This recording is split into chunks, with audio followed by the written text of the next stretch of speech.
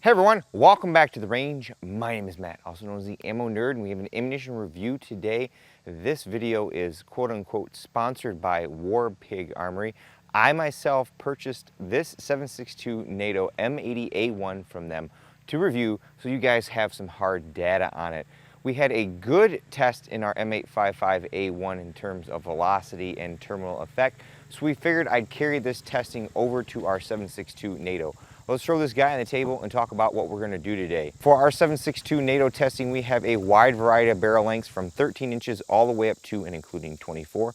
After we've collected our velocity and just a general reliability test, we'll step out to around 100 yards to see what this is capable of in terms of practical accuracy. And because we want to see what this can do in gel, we'll shoot some of this at some clear ballistics gel and possibly through some barriers. We'll start off with our shortest barrel length. This is our SCAR 17S SBR from FN Specialties. We built this from an 80% receiver effectively.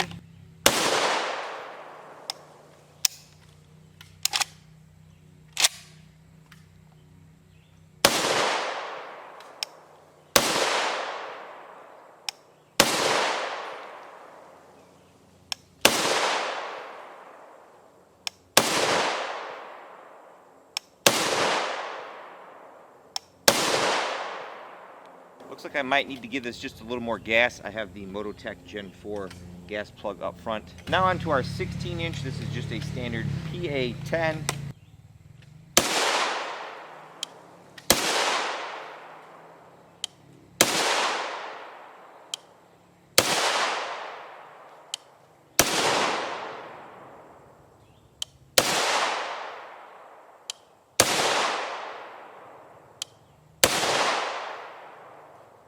Quite a bit of muzzle flash coming off that load on this muzzle brake. Now onto the 308 that nobody likes. This is our 22-inch Springfield M1A. This actually came from my father.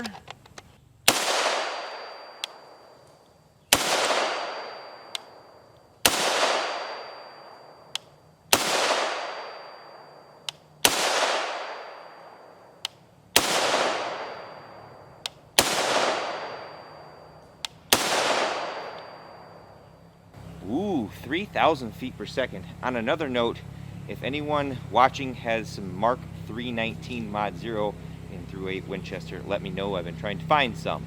Finally, Mr. Super Long. This is our 24-inch Savage 110 Tactical.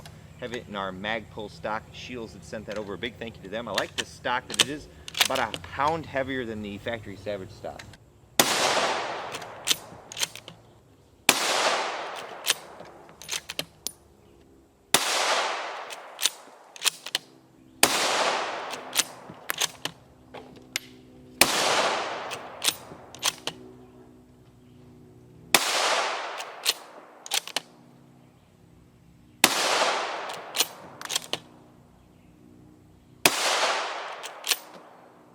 Nice, a little over 3,100 feet per second as read by the Garmin. Here are our accuracy results of our M80A1. We're at 100 yards using the lead sled on the bench. It's about 90 degrees outside today, very, very warm. We shot our CZ 557 UCS 4.592 inches. That's not the greatest. That is a 1 in 10 twist barrel. We did shoot from the 24 inch at 2.221 inches. That's a lot better for what I consider a military ball round. Definitely not precision capable compared to, say, our 175 grain 2.134 inches, the 16 inch 1.16, and then 0.700 with our 168 grain Sierra Match King. So don't expect great results precision wise from the M80A1. Now on to our 24 inch. We'll see if we can get this in the block.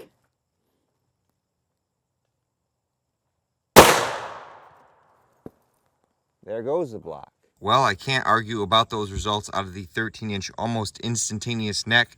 Looks like a majority of our jacket fragments blow apart and disperse from that main tract out to about the 4-inch mark. Then we have a very wide wound cavity extending from the 4-inch all the way to the 12-inch mark, and that's where it looks like our tip breaks off and then our base continues. We have a little too much penetration in my opinion.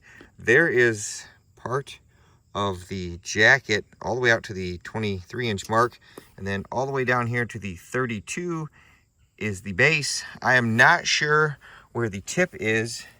You can see that it hit my little target stand right there, and I don't see it back here anywhere, so we'll have to try to find it. But here's a top-down shot of how wide that is. So that is very, very impressive performance. Maybe a little too much penetration, but this is 308. And then actually, there is a tip right there. It actually bounced off there and back into our gel. I think we'll stack a second one next to it for the subsequent shots. Very similar performance out of the 16-inch. This is going to be hard to see because this block is filthy, but we have an instantaneous neck there, a very wide wound cavity that extends through the full 16 inches of this particular first block here. Here is a side view. A lot of the fragments from the jacket are very much right there. And then this time it splits off and dives down this way and then straight out that way. We did find the core, so there's a lot of penetration happening with the M80A1. There's our tip this time, so that's another like 7 inches into this particular gel block. I haven't found the base yet, but wow. Well, I should have aimed a little lower, but I think you get the point. This is a devastating round. We have maybe 1/4 inch of a neck, and all of that jacket fragment is right there in the first 4 to 5 inches. And then that's where the tip splits off and leaves the block somewhere. Didn't find it. Our base of our copper jacket is right about the 12-inch mark. Then all we have left is our little base, and he is all the way at the 32-inch mark. So there's a lot of penetration to be had with this particular round. Maybe overkill for a self-defense personal protection round in 308, unless you needed to go through 2 adversaries, or maybe their body armor and the adversary, or maybe a barrier and the adversary. Here is a top-down shot. That is just insane amount of destruction in that gel block. I wish we could have caught the tip, but it's off in Never Never Land. Darn it. When we did our other 5.56 military load testing, a few commented about I should try some barriers against some of these loads because that's what they were designed for. So we've got a CMU block, cement masonry unit, or what I like to accidentally call them from time to time is a cinder block. I don't believe that's officially what they are because they are a more uniform cement block. They're like $2 at Home Depot. They have a wall in the front, an empty chamber, and then a wall in the back. And if you've been with me a long time, you know I've tested this in the past, and I do believe only our armor-piercing threats in 30 cal were able to get through both sides. But we'll see if we can do it from the 13-inch or if we need the longer barrel to get through both.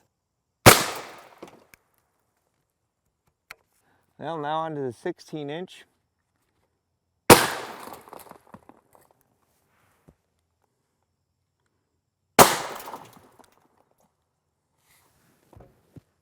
Well, these results are somewhat expected.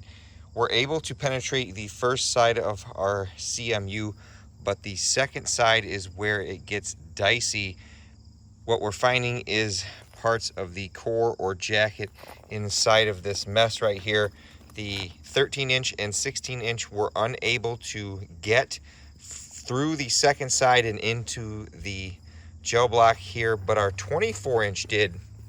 We have two separate wound tracks here.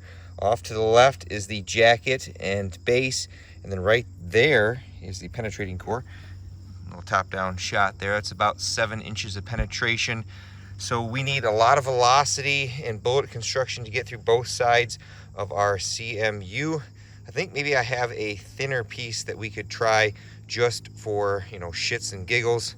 I did recover part of the penetrator tip there in some of our rubble, but this is very, very hard barrier to get through. Now, the grand scheme of things, you're going to fire multiple follow-up shots until you get through that barrier, but it looks like this is a tough one to get through. We've replaced our double wall CMU with a single, patio brick made out of the same material. And to kind of give a middle of the road result, we'll just use the 16-inch, and I think we'll close this one out. Well, it looks like we picked the perfect combo for getting through that patio brick, or whatever you want to call it, single wall CMU or brick.